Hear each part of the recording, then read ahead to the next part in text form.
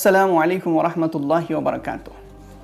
ईद उल अज़हा की आमद है। कुछ ही दिनों में ईद उल अज़हा आने वाली है और इस मौके पर बहुत से लोग हमसे पूछा करते हैं कि क्या हम पर क़ुरबानी वाजिब है, जबकि हम पर ज़कात फ़र्ज़ नहीं है। बहुत से लोगों को ये गलत फ़हमी होती है कि जिस पर ज़कात फ़र्ज़ नहीं है उस पर क़ुरबानी भी वाजिब नहीं है। देखिए, इस गलत फ़हमी से निकलिए, इसलिए कि बहुत सी मर्तबा ज़कात फ़र्ज़ न भी हो फिर भी क़ुरबानी वाजिब होती है। कैसे, मैं आपको बताता हूँ। देखिए, फ़तावा शामी की जिल्द नंबर 9 सफ़हा नंबर 452 में लिखा हुआ है कि क़ुरबानी की शर्तें 4 है। अल इस्लाम वल इक़ामा वल यसारुल्लज़ी यतअल्लक़ु बिही वुजूब सदक़तिल फ़ित्र।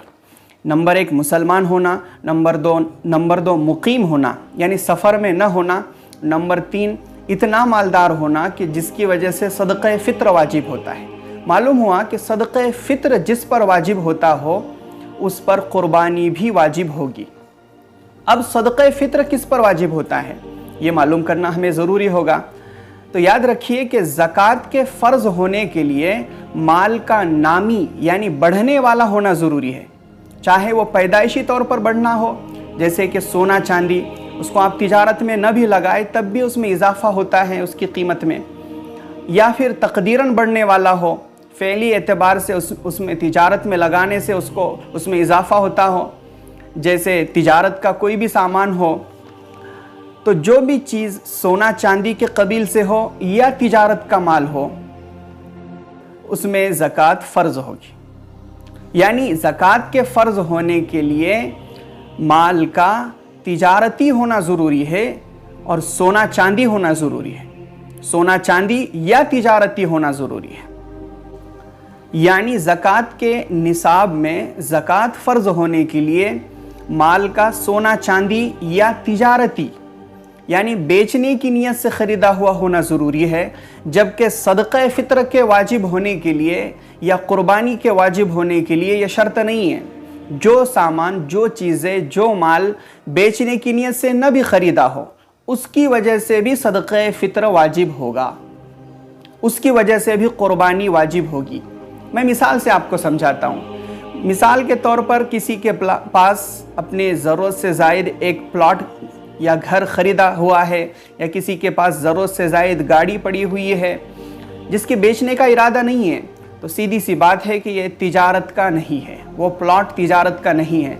लिहाजा उसकी वजह से ज़कात तो फ़र्ज़ नहीं होगी, उस पर ज़कात तो फ़र्ज़ नहीं होगी, लेकिन उसकी वजह से उस शख्स पर क़ुरबानी ज़रूर। 3 अहकामात हैं जो इस तरह की ज़रूरत से ज़ायद चीज़ें, चाहे वो ज़रूरत से ज़ायद प्लॉट हो, ज़रूरत से ज़ायद फ़र्नीचर हो, ज़रूरत से ज़ायद जो भी गाड़ी वग़ैरह जो भी चीज़ें, ज़रूरत से ज़ायद घर में पड़े हुए बर्तन ही क्यों ना हो, उनकी वजह से जो इस्तेमाल में नहीं आते ऐसे ही पड़े हुए हैं लेकिन उनकी भी कुछ ना कुछ मालियत होती है, तो उनकी वजह से भी 3 अहकामात हम पर लागू होते हैं। एक तो सदक़े फ़ित्र वाजिब होता है, दूसरा क़ुरबानी वाजिब होती है, और तीसरा वो शख्स ज़कात का मुस्तहिक़ बाकी नहीं रहता, यानी अब उसके लिए ज़कात लेना हलाल बाकी नहीं रहता। तो आप इसे समझें कि ज़कात के निसाब में और सदक़े फ़ित्र और क़ुरबानी के निसाब में फ़र्क है। कि सदक़े फ़ित्र और क़ुरबानी का निसाब तो सेम है लेकिन ज़कात का निसाब थोड़ा अलग है। इसलिए ये ना समझा जाए कि हम पर क़ुरबानी वाजिब कैसे होगी जबकि हम पर जो है तो ज़कात ही फ़र्ज़ नहीं है।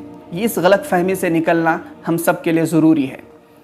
दूसरा फ़र्क ये है कि ज़कात के फ़र्ज़ होने के लिए पहली बार माल पर पूरा 1 साल गुजरना ज़रूरी है।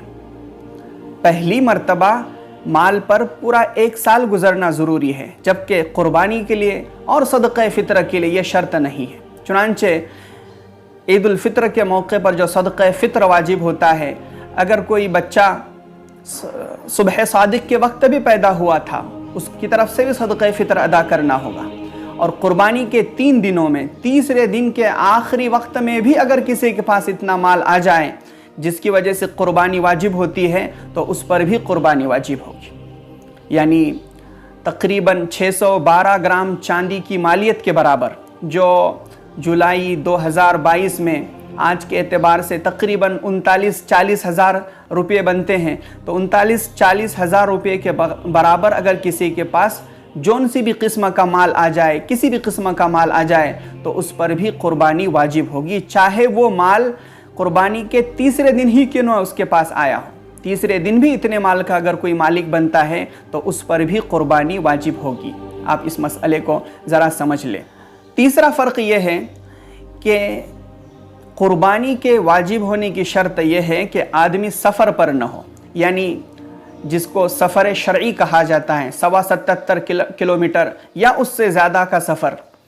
तो इतने सफ़र पर अगर कोई हो तो उस पर, उस सफ़र की वजह से अगर सफ़र ही में 3 दिन गुजर जाए तो उस पर कुर्बानी वाजिब नहीं होगी। हाँ, अगर तीसरे दिन भी अगर कोई लौट आए तो उस पर भी कुर्बानी वाजिब होगी। लेकिन अगर तीनों दिन किसी के सफ़र ही में कट रहे हैं तो उस पर कुर्बानी वाजिब नहीं होती है। लेकिन अगर कोई सफ़र में हो तो सफ़र की वजह से ज़कात की फ़र्ज़ियत साक़ित नहीं होती, यानी सफ़र की वजह से ज़कात तो फ़र्ज़ रहती है, हाँ, लेकिन सफ़र की वजह से कुर्बानी वाजिब नहीं होती। ये एक तीसरा फ़र्क हुआ कि कुर्बानी सफ़र की वजह से वाजिब नहीं होती लेकिन ज़कात फ़र्ज़ होती है। अल्लाह ताला हम सबको दीनी मसाइल को समझने और उन पर अमल करने की तौफ़ीक़ अता फ़रमाए। मज़ीद इस तरह की वीडियोस देखने के लिए हमारे इस चैनल को सब्सक्राइब करें। नीचे जो लाल हुरूफ में इंग्लिश में सब्सक्राइब लिखा हुआ है उसे टच करें और दूसरों तक भी हमारी इस वीडियो को सवाब जारिया समझकर शेयर करें।